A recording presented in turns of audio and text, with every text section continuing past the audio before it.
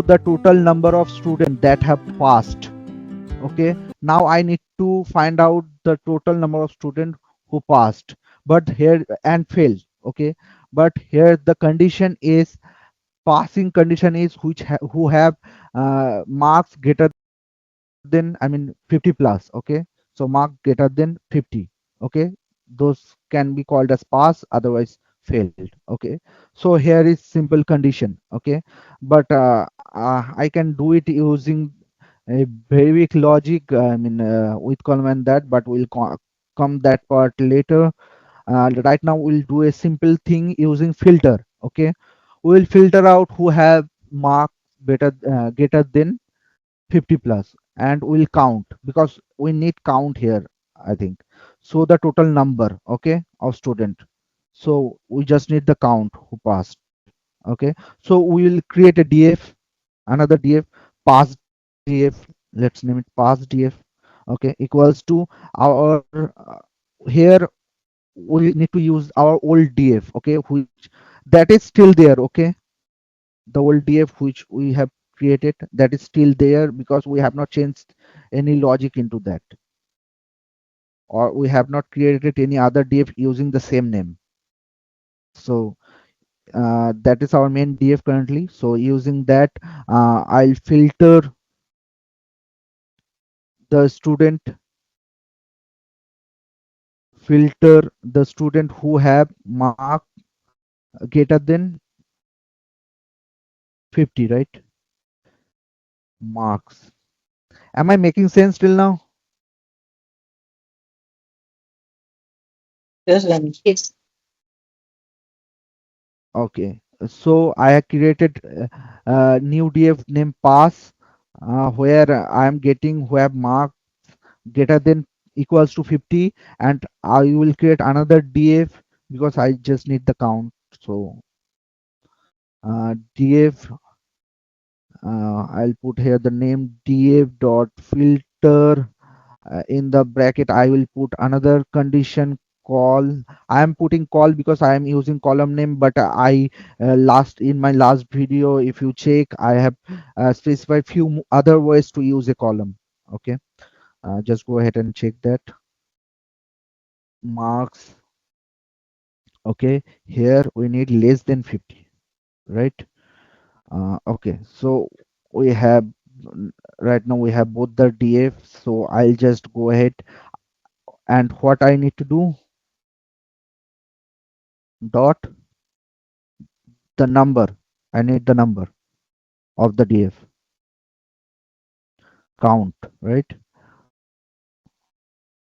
Okay, so this is the number of student who passed, and I can count the failed df to get the number of student who failed.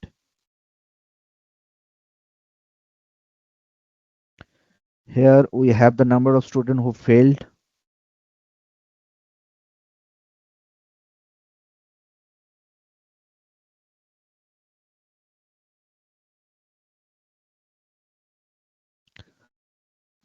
I'm trying to move first because I know we have a time constraint. Now next problem is so the total number of student enrolled per course. Okay, so we have course column, right? In course column we need to check the count of student enrolled per course. Okay, so this is also simple. We can just go ahead and create a df. See, for every transformation, if you notice, I'm creating a df, but if you have 3 4 transformation together, you can write that together and create a df. Okay, using the dot. Suppose I can use like group by dot filter. Okay, dot select whatever I need, that I can do. Okay, those all are transformation, but I can put that in a single transformation logic and creating a single df for that case. However, let's move to our problem. Our problem here is show the total number of student enrolled per course. Number of student per course. Student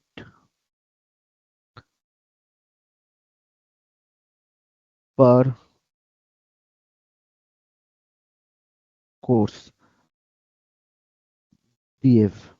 Okay, equals to, I'm taking the our first df where we have all the data, and I'll do here group by. Group by is a transformation, and in that I'll mention the column name which I would like to use in this case. So I have to group by using course because I need the student per course here. So URAC per course. Okay, and if I do that, then okay, our df is ready. See, I'm not getting result because I have not called any action.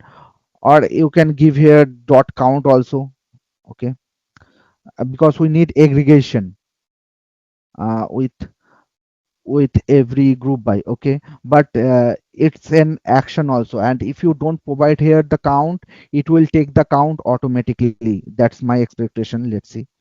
uh, so I'll do so here dot so.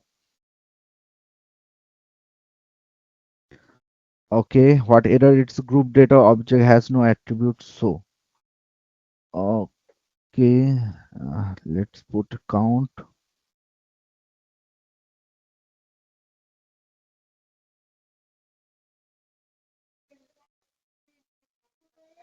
here. So now we can see here course names.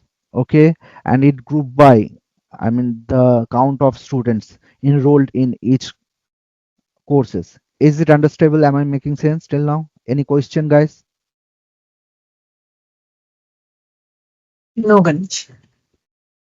It's good that you guys are asking question. I really like it. That's when you are listening, at least, I mean focusing.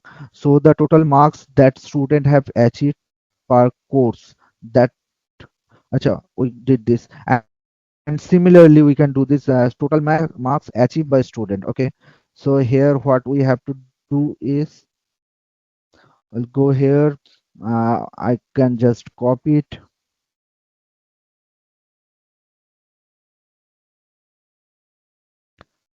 In place of student, I'll rename it as mark. Okay, here in place of count, I need sum of marks, right? So aggregation, I'll use mark. I mean, this is aggregation doing sum. Uh, Previously, I have imported the function sum, right? Somewhere here, you can see I have imported the sum. Here, aggregation sum, inside the sum, I need to specify the column name. Here, our column name is marks. Okay, and I can give a alias total alias, sorry, not alias, alias uh, total marks. Okay, I need to close the bracket, and I'll call to show it. Okay, if I do show here dot show, that will not work correctly. Okay, so if you are creating a data frame, call it like this way, the way I am doing, because everywhere it doesn't support it. So do try to do it like this way, make it a practice.